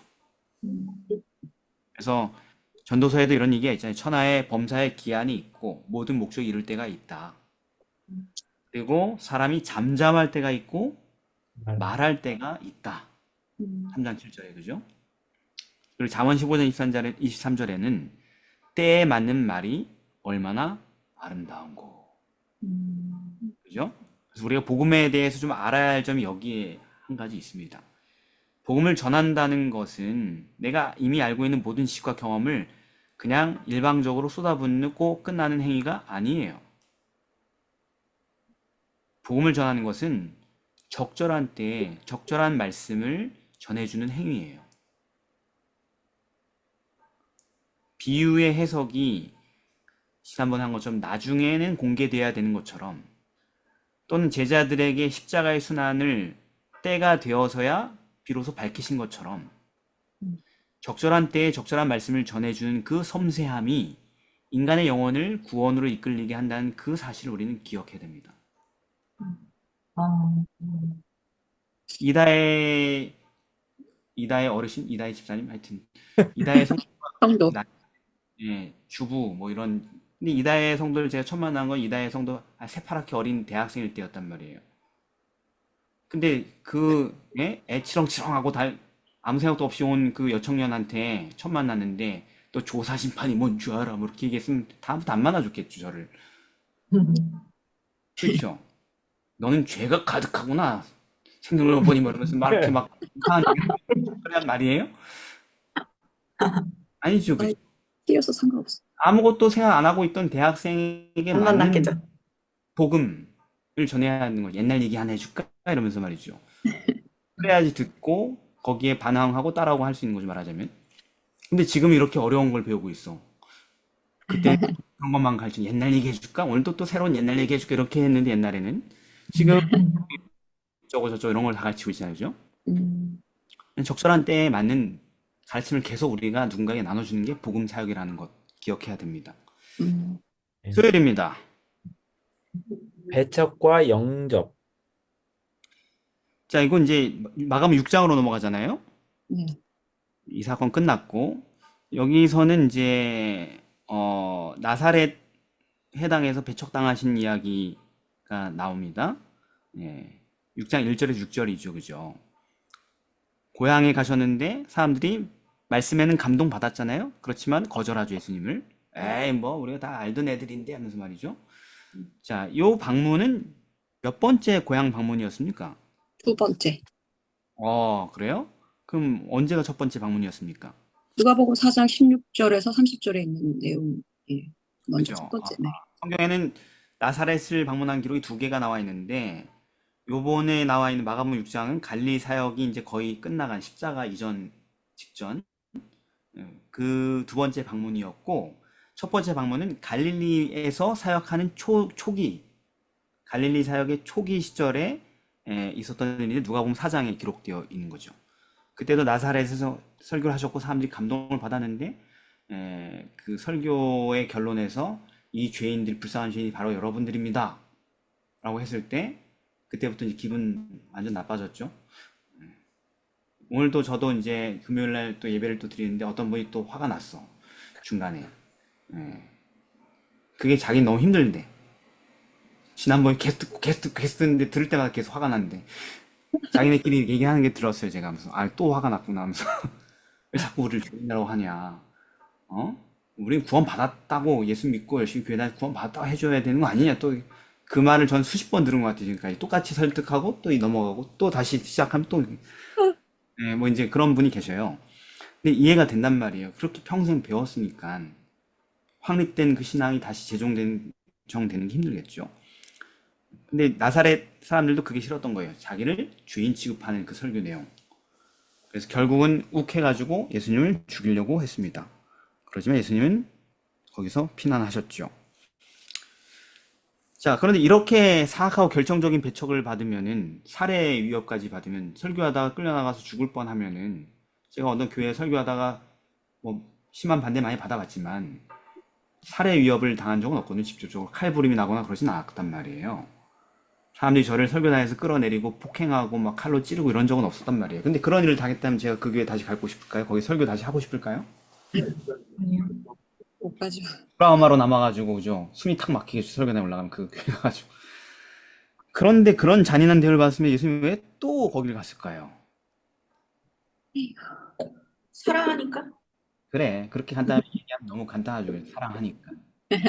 다시 한번 회개하라는 말씀을 전하지 않고는 그들을 단념할 수 없어서. 혹시라도 한두 명이라도 회심할까 하여서 말이죠. 왜냐면 이걸 지나가면 그들에게는 영원한 생명이 없으니까. 그래서 그분은 트라우마 가득한 그 고향을 다시 방문하셨던 것이죠. 네. 그래서 이 고향에서 이렇게 심한 배척을 받았다는 사실이 복음에 대하여서 주는 가르침이 있어요. 복음 사업과 복음에 대하여서. 그게 뭡니까, 여러분?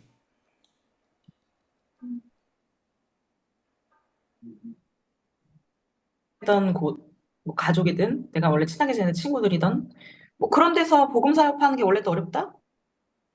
그렇죠. 그러니까 어,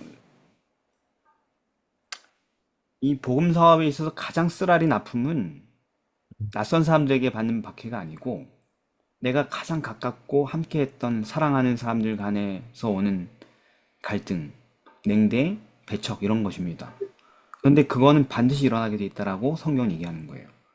내가 화평을 주러 온 게 아니라 뭘 주러 왔다? 검을 주러 왔다. 근데 그 검이 어디를 갈라버려요? 가정을 분열시킨다라는 얘기를 하시죠, 예수님께서. 그죠?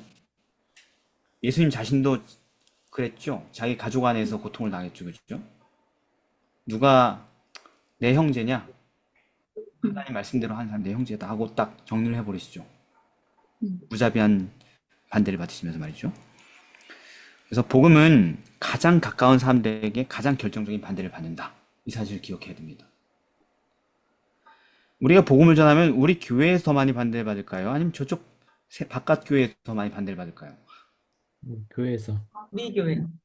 여러분이 복음을 살아있는 복음을 전하면 여러분들이 몸담았던 교회에서 더 많은 반대를 받는 게 복음의 이치라는 거예요.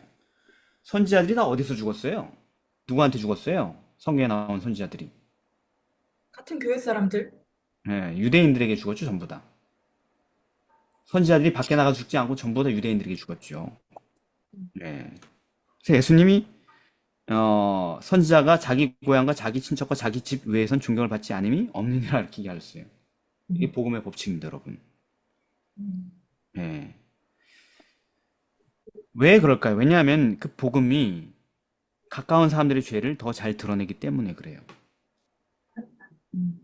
회개의 필요를 보여주는 복음이 아첨과 인정을 바라는 완악한 사람들의 마음에 자존심에 상처를 주고 더 악랄하게 고집스럽게 공격하고 저항하게 만들기 때문에 그런 것입니다. 그래서 진리는요, 우리 시대에 여전히 인기가 없어요. 예수님 때도 그랬던 것처럼. 우리 교회가 특징이 뭐예요? 라오디게아 교회잖아요.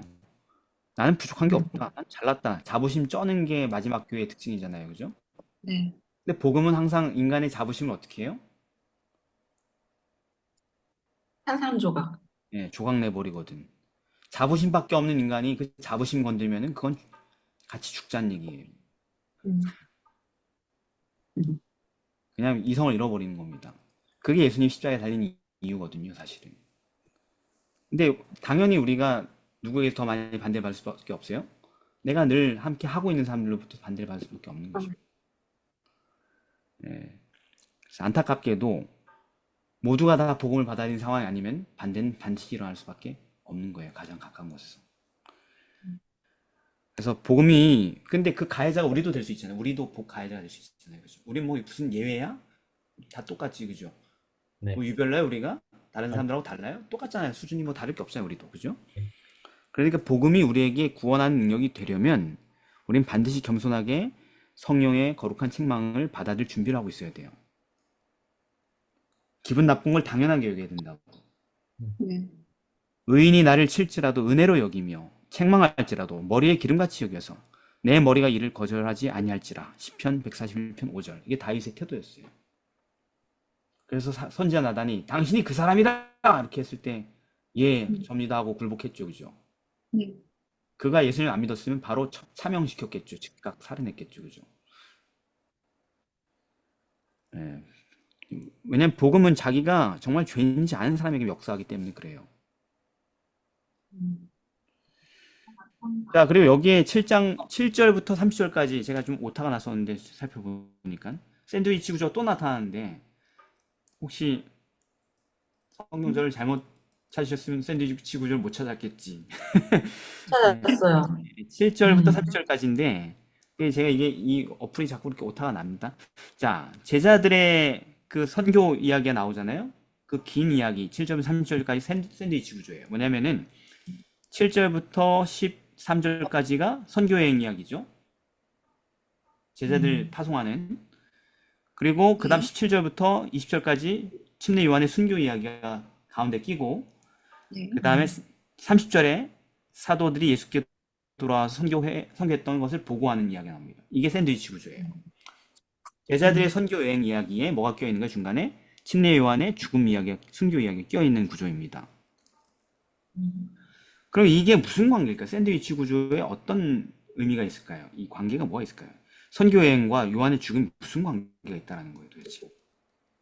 제자들이 전한 기별 6장 12절. 제자들이 나가서 회개하라 전파하고. 그러니까 예. 즉 죄를 버리고 순종하지 않으면 멸망할 수밖에 없다는 그러니까 침례 요한이 전한 기별과 같은 것이었고 그리고 그래서 침례 요한은 결국 그런 기별을 전할 때 자신에게 닥칠 위험을 결과 생각지 않고 헤롯에게 이제 죄를 뉘우치기를 권했고 결국 요한은 그 헤로데아의 뜻에 따라 죽음을 맞이했던 사건이잖아요. 네, 맞습니다. 아, 너무 잘 보셨어요. 그러니까 아까 했던 얘기의 연장선이에요. 우리는 엄청난 반대를 받게 되겠죠. 만약에 예수님의 복음을 따르게 되면. 음. 예, 그게 왜냐면 회개의 기별을 전하는 사람들이기 때문에 그런 거예요. 아, 나 여태까지 교회 열심히 다녔는데 왜 자꾸 회개하라 그래? 이런 맥락이죠, 말하자면. 예. 이 당시 사람은 난 이미 하나님의 백성인데, 아브라함의 자손인데 왜 자꾸 회개하라 그래? 이런 거죠, 말하자면. 음. 예. 그리고 회개의 기별이 얼마나 치명적인 반대를 받을 수 있는지, 얼마나 큰 희생을 치를 수 있는지를 그 사이에 삽입시켜 준 것입니다. 예. 그게 구조가 보여주는 거예요. 복음의 실체, 복음의 기별의 실체가 어떤 것인지, 얼마나 정말 무거운 것인지. 그래서 복음이 어떻게 전파되어야 되고, 또 전도자는 죄인을 구원하기 위해 어떤 기별을 전해야 되는가?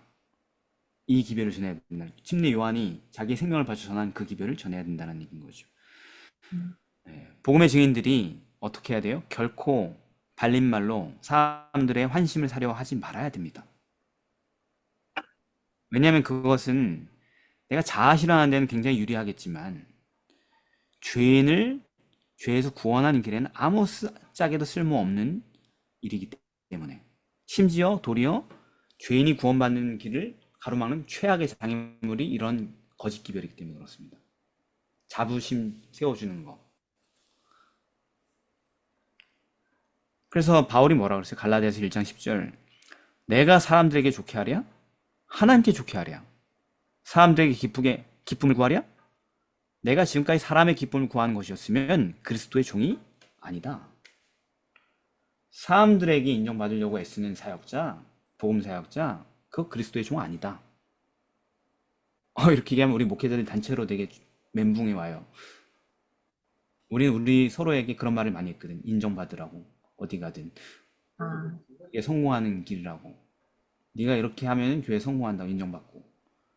근데 본질 자체가 틀려먹었어. 이런 우리의 생각이. 그게 아니야. 아예 그냥 출발점 자체가 망가진 거야, 그건. 우리는 그런 거랑 아무 상관없는 사람들이에요. 목회자들은. 그냥 그리스도께서 전하라 하신 사람들이 참 싫어하는 그 진리의 말씀, 인기 없는 그 말씀을 전달하는 데 집중해야 되는 사람들인 것입니다. 그건 성도들이 복음을 전할 때 똑같은 원리예요. 그죠? 예. 우리가 진실된 증인이 된다는 건 그건 항상 언제나 모든 것을 잃을 각오를 하고 있어야 된다는 것이에요. 그러니까 예수님 안 믿지. 그렇게 많은 사람들이. 뭔가를 잃어버려야 된다니까. 믿으려면. 그러니까 성도 수 많아도 진짜 신앙인은 별로 없는 거지요. 어딜 가나. 복음은요, 권력자와 무력한 사람 차별하지 않아요. 요한처럼. 회개에 윗사람이 어디 있고 아랫사람이 어디 있어요. 옛날에 어떤 분이 저한테 그런 얘기를 한 적이 있어요. 야, 너는 있잖아.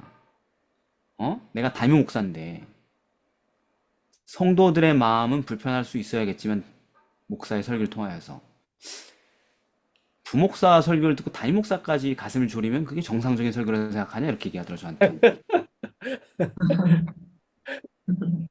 한번 생각해 보라고. 부목사 설교를 듣고 성도들은 자기를 돌아보고 뉘우치고 막 그런 할 수 있어. 근데 담임 목사까지 괴롭고 롤러코스터 타는 것처럼 긴장해야 되면 그게 정상적인 설교냐고. 저한테 물으신 분이 계셨거든요, 옛날에. 여러분 어떻게 생각합니까? 아니, 그게 정상적인 설교죠. 정상이죠. 그게 정상 맞죠, 그죠? 네. 저도 마음속으로 저도 이렇게 눈을 이렇게 또르르 굴리면서 그 혼나면서 이렇게 저쪽을 스쳐 보면서 그게 맞지 않나? 이렇게 생각했었어요, 그 당시에. 예, 더 어렸을 때. 예. 이게 맞지 않나?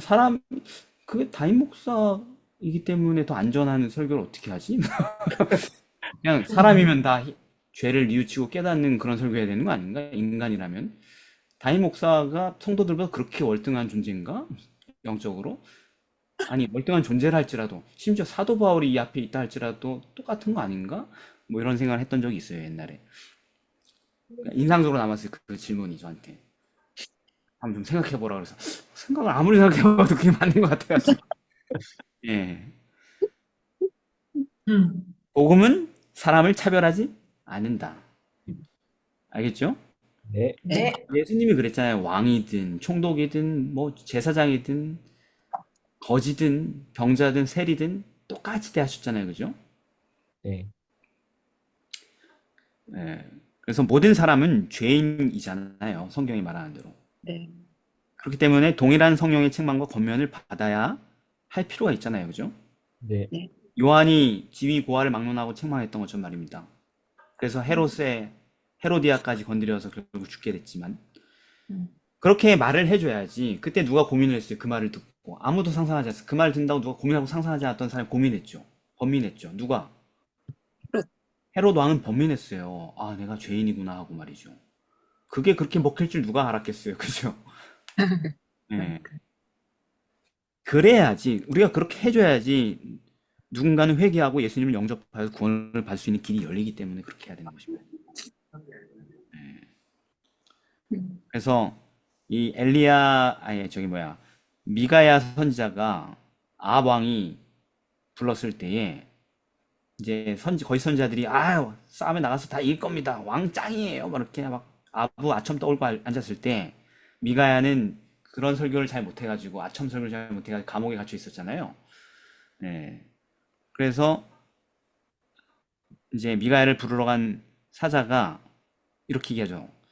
열왕기상 22장에 선지자들의 말이 다 똑같아서 왕에게 좋게 이렇게 잘 설교를 하고 있으니 청하건대 당신의 설교도 그 사람들처럼 좀 이렇게 설교를 좀 때깔을 맞춥시다. 이렇게 한단 말이에요. 그러니까 미가야가 뭐라 그러냐면 여호와의 사심을 가리켜 맹세하노니 여호와께서 내게 말씀하시는 것 곧 그것을 내가 말할 것이다. 이게 복음 전도자예요. 음. 음. 네.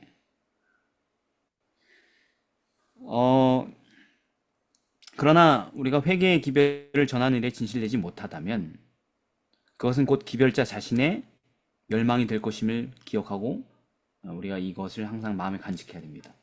나 안전하려고 그러는 거잖아. 네. 나 이 세상에서 안 망하려고. 실패한 목사 안 되려고. 그래서 그렇게 타협하는 거잖아요, 다들. 남들한테 손가락질 당하고 꼴찌하고 싶지 않아서 이런 식으로 가다 보면 완전 꼴찌 당하고 맨날 저 시골이나 돌아다니고 찍혀가지고 이름도 없이 빛도 없이 그냥 무능한 인간으로 역사에서 사라질까 봐 그게 두려워서 다들 그렇게 몸부림치는 거잖아요. 진실되지 못하게 사는 길을 선택하는 거잖아요, 다들 우리가. 네. 그런데 그렇게 살면 뭐해? 성공하고 승승장구하면 뭐해? 멸망하는데 음, 영멸에 빠지는데 음, 왜? 잠언 29장 25절 사람을 두려워하면 올무에 걸리게 되거니와 올무에 걸리게 돼 있어요. 사람을 두려워하는 사람은 그쵸. 기본적으로 목사다 그러면 사람을 두려워하면 안 돼요. 권력자를. 근데 그 누구도 우리 성도님들도 그죠? 네. 네. 여호와를 의지하는 게 안전하다. 차라리 세상에서 찌질이 못난 사람으로 살다가 존재감 없이 사라진다 할지라도 여호와를 의지하는 게 안전하겠지 않겠어요? 네. 네. 예.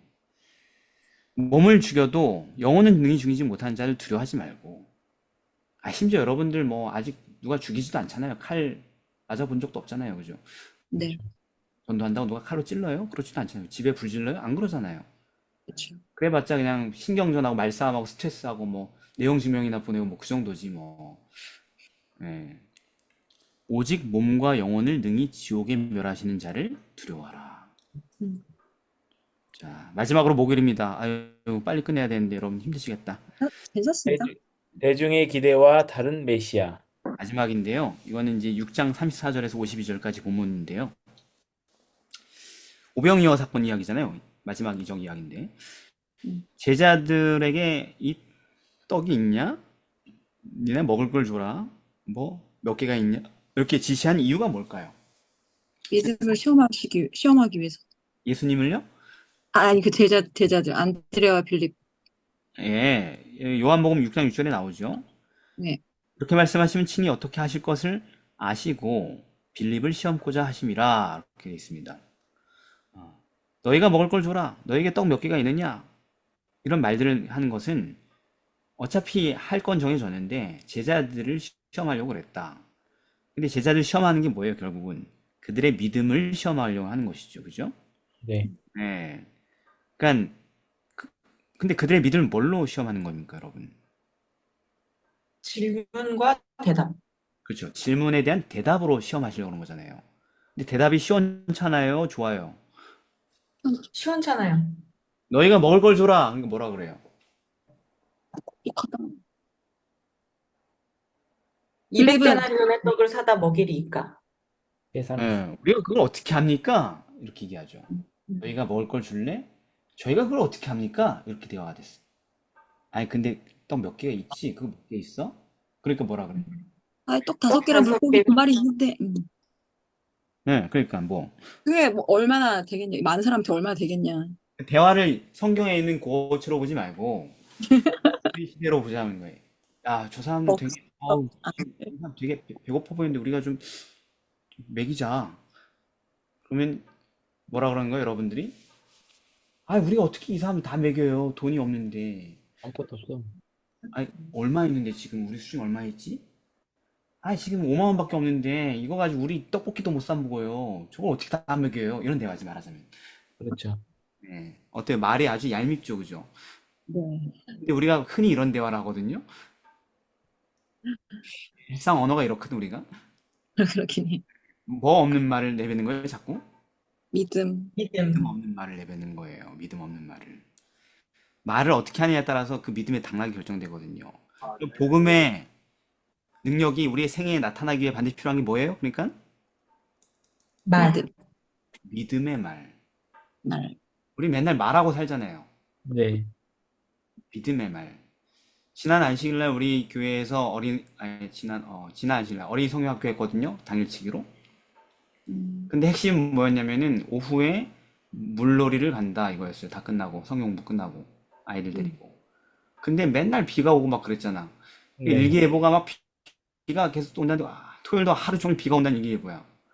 근데 누가 믿음의 말을 계속했냐면 제 아내가 계속 믿음의 말을 했어요. 내가 기도했는데 내일 비 안 올 거예요. 비 안 올 거 계속 그러더라고. 근데 저는 믿음이 없어가지고 그래 맞아 비 안 올 건데 그래도 혹시 비 올 수도 있으니까 플랜 B도 준비해놔 이렇게 얘기했단 말이에요. 플랜 B를 준비했단 말이에요. 사실 플랜 B 준비할 수 있잖아요. 비가 안 올 경우에는 뭐 네. 어떻게 하고 비가 올 경우에는 어떻게 하고 계속 그 얘기를 하더라고. 믿음의 말을 하더라고. 비가 안 올 거라고.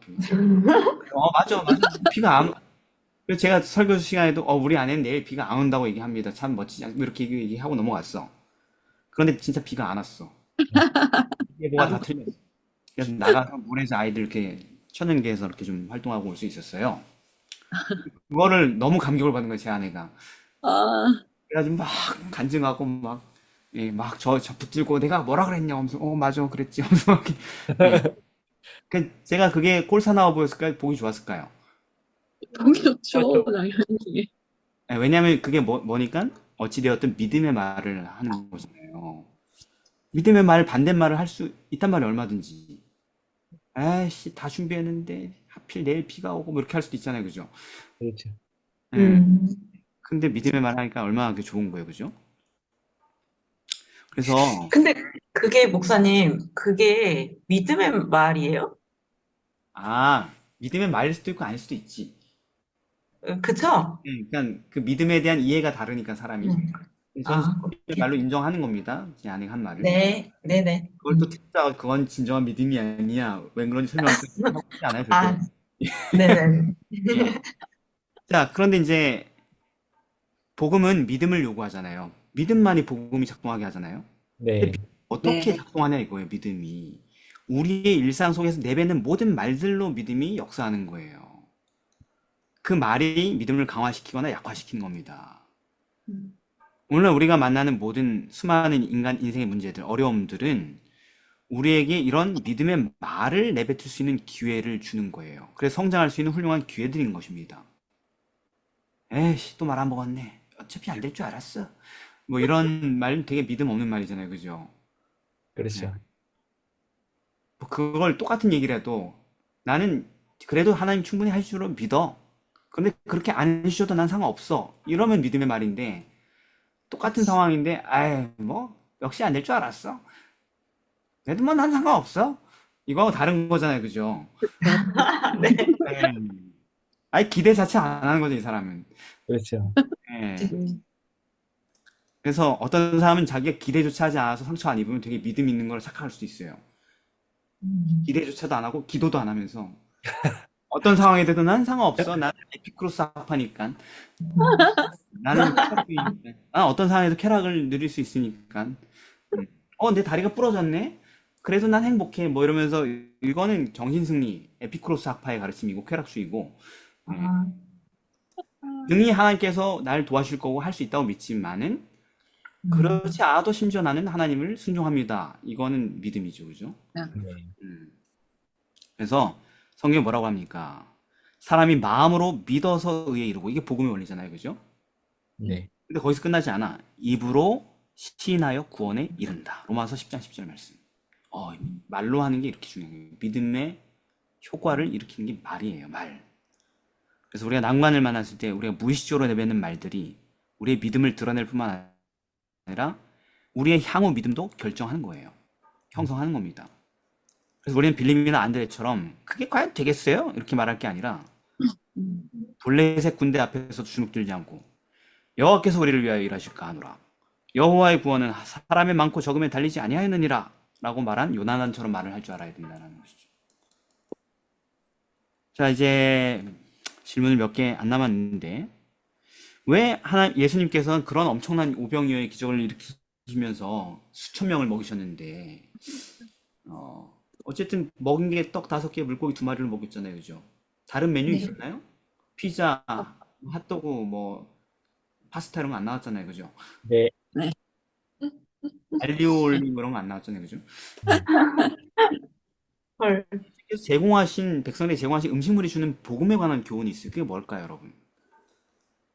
할 게 참 많다. 단순한 식사가 영적으로나 아니면 신적으로 몸의 건강이 다 좋다는 거죠. 그건 좋은데 그게 복음이랑 연결되진 않잖아요, 잘. 그러니까 만약에 우리가 더 사치로운 식사를 탐하고 그런 것들을 계속 좋아하다 보면은 결국은 우리가 그런 것들을 계속 영위하지 못할까 봐 더 염려하거나 불안하게 되는 거죠. 그렇죠? 그래서요? 그래서 우리가 단순한 것에 만족할 수 있는 것을 경험하게 해주시고 또 사치스러운 것을 또 탐하지 않을 수 있도록 교훈을 주시는 것 같아요. 그러니까 그 복음이랑 무슨 상관이 있냐? 복음이 평안, 평안. 그렇지. 평안. 음. 복음이 약속한 우리에게 주는 축복의 선물은 사치와 방종과 뭐 이런 게 아니라는 거예요. 세상에. 단순하고 그러나 우리 삶에 필요한 것들은 공급된다는 얘기입니다.